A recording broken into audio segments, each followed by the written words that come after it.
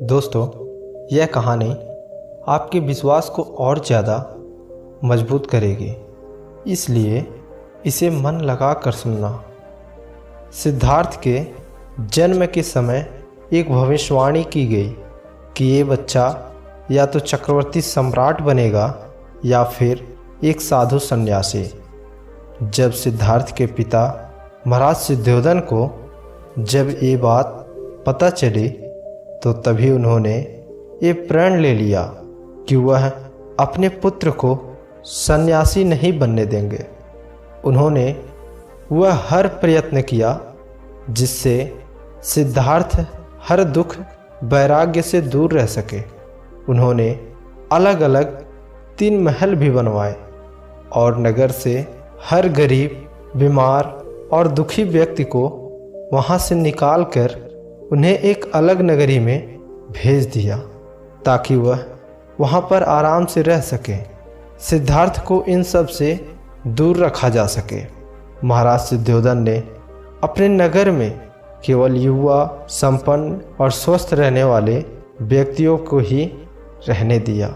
महाराज सिद्धोधन ने बहुत कोशिश की वह सिद्धार्थ का मन भोग विलास में लगाए, वो सन्यास की तरफ न जाए। लेकिन सिद्धार्थ बहुत ही जिज्ञासु प्रकृति के थे। उन्हें हर चीज़ के बारे में विश्लेषण करने में काफ़ी रुचि थी। वह हर चीज़ को बहुत ही करीब से देखते समझते थे। एक बार सिद्धार्थ अपनी माता के साथ मंदिर गए थे। उनकी माता वहाँ रोज़ पूजा अर्चना करती थी, प्रसाद चढ़ाती थी। एक दिन सिद्धार्थ ने पूछा कि माँ, आप रोज़ यहाँ आकर बदल बदल कर प्रसाद क्यों चढ़ाती हो? उनकी माँ ने कहा कि ये भगवान के लिए है, इसमें से कुछ यहाँ अर्पित किया जाता है और बाकी बांट दिया जाता है। सिद्धार्थ ने कहा, माँ, आप जो यहाँ रखती हैं उसे भगवान क्यों नहीं खाते? यहाँ जो आपने कल फल और मिठाइयाँ रखी थी, या तो उसे अगले दिन फेंक देते हैं या फिर कोई अन्य जीव खा लेते हैं। मैं रोज़ यह देखता हूँ, पर कोई ईश्वर तो इसे आकर नहीं खाते। अपने पुत्र की यह जिज्ञासा देखकर उनकी माँ मुस्कुराई और अपने पुत्र के सर पर हाथ रखकर बोली, बेटा, यहाँ जो भी फल या मिठाइयाँ रखी होती हैं उसे कोई न कोई खा लेता है। जो भी इसे खाता है वह ईश्वर का ही रूप होता है। सभी अन्न, फल, मिठाइयाँ आदि ईश्वर के ही देन है। हम सब यहाँ रख कर उनका धन्यवाद करते हैं। यह सुनकर सिद्धार्थ ने मंदिर में चढ़े प्रसाद को उठाया और खा लिया और कहते हैं, क्या मैं ईश्वर का रूप हूँ? माँ ने कहा, पुत्र, ईश्वर हर जगह उपस्थित है। ईश्वर कण कण में है। यहाँ उपस्थित हर व्यक्ति, हर जीव, सब में ईश्वर है। सिद्धार्थ ने कहा, फिर वो मुझे क्यों नहीं दिखाई देते? माँ ने कहा, आंखें बंद करो और फिर देखो, ईश्वर तुम्हें तुम्हारे अंदर ही दिखाई देंगे। तब से सिद्धार्थ ईश्वर को अपने अंदर ही खोजने लगे। सिद्धार्थ को अपने महल में चारों तरफ सिर्फ खुशियाँ ही नजर आती थी। उन्हें अभी तक दुख का एहसास ही नहीं हुआ कि दुख नाम की कोई चीज़ भी होती है। मनुष्य बीमार होता है लेकिन जल्दी स्वस्थ भी हो जाता है। वह उदास होता है तो जल्दी प्रसन्न भी हो जाता है। लेकिन जैसे जैसे वह बड़े होने लगे, उनकी जिज्ञासा भी बढ़ने लगी। सिद्धार्थ के महल में एक बहुत पुराना वृक्ष था। वह शुरू से उस वृक्ष के पास खेलते थे, उससे प्रेम भी करते थे। एक दिन सिद्धार्थ ने देखा कि अब इस वृक्ष पर से पत्ते गिरने लगे, नए पत्ते भी नहीं आते। यह वृक्ष भी पुराना हो गया है। उन्होंने जाकर अपनी माँ से ये बातें बताई कि माँ देखो, यह वृक्ष अजीब सा हो गया है। अब वह छाँव भी नहीं देता। उसे क्या हो गया है? माँ ने याद किया। महाराज सिद्धोधन ने सिद्धार्थ को मृत्यु से जुड़े किसी भी बात के बारे में बताने के लिए मना किए हुए थे। इसलिए उनकी माता ने उस बारे में कुछ भी नहीं कही। उनकी माँ ने सिद्धार्थ से बोली कि पुत्र, उस वृक्ष से ईश्वर दूसरे वृक्ष में चले गए हैं। जब उसमें वापस ईश्वर आएंगे तब वह फिर से ठीक हो जाएगा। और एक दिन वह वृक्ष गिर गया। यह देखकर सिद्धार्थ बहुत उदास हुए। वह कुछ दिन एकदम उदास ही रहे। फिर उनकी माता सिद्धार्थ के पास आई और आकर उनका हाथ पकड़कर उस वृक्ष के पास ले गई और बोली, देखो पुत्र, तुम्हारा वृक्ष कहीं नहीं गया, वह वहीं है जहाँ वह था। सिद्धार्थ ने देखा कि उसी पेड़ की जड़ों के पास एक नया छोटा सा पौधा निकल गया है। वह छोटा है लेकिन वह वैसा ही है जैसे वह पुराना वृक्ष था।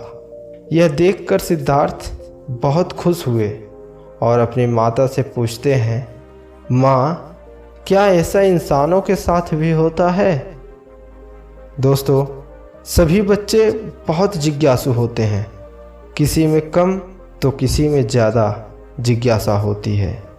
लेकिन हम लोग उन बच्चों की जिज्ञासा का दमन करते हैं क्योंकि उनके पास वही स्वाभाविक प्रश्न होते हैं जिनके उत्तर हमें आज तक नहीं मिले।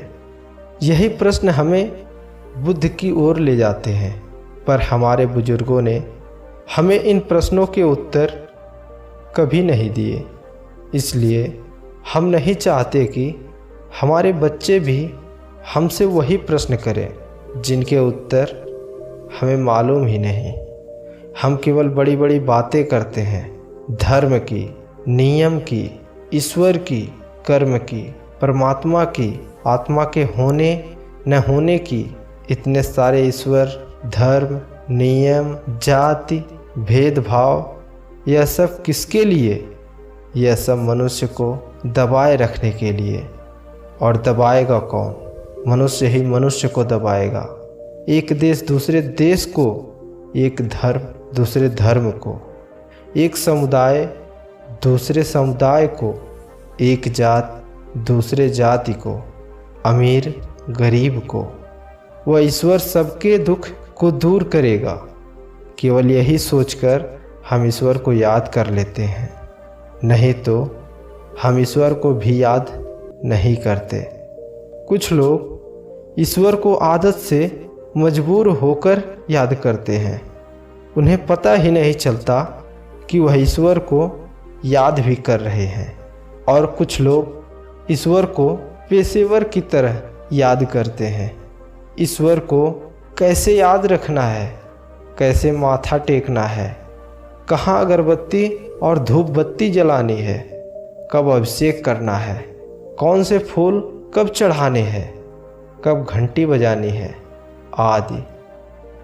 कुछ लोग जब दुखी होते हैं तब ईश्वर को याद करते हैं कि उनकी तकलीफ़ें दूर हो जाएंगी।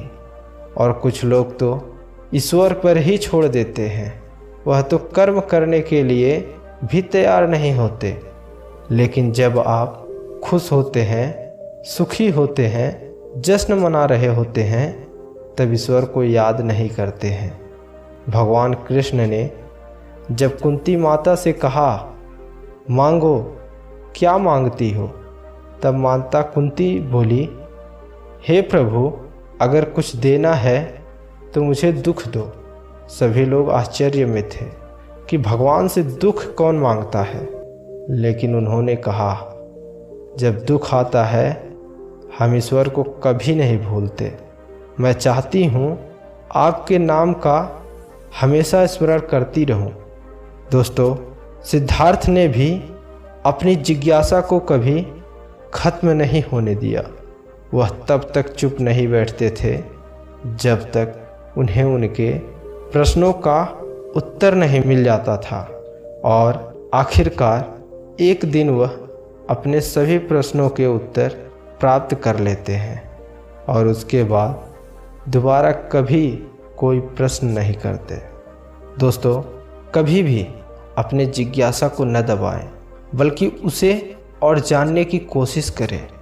यदि कोई प्रश्न आपसे करे तो कोशिश करें कि उसकी जिज्ञासा न दब जाए। आज इस वीडियो से क्या सीखने को मिला, कमेंट करके ज़रूर बताएं। धन्यवाद।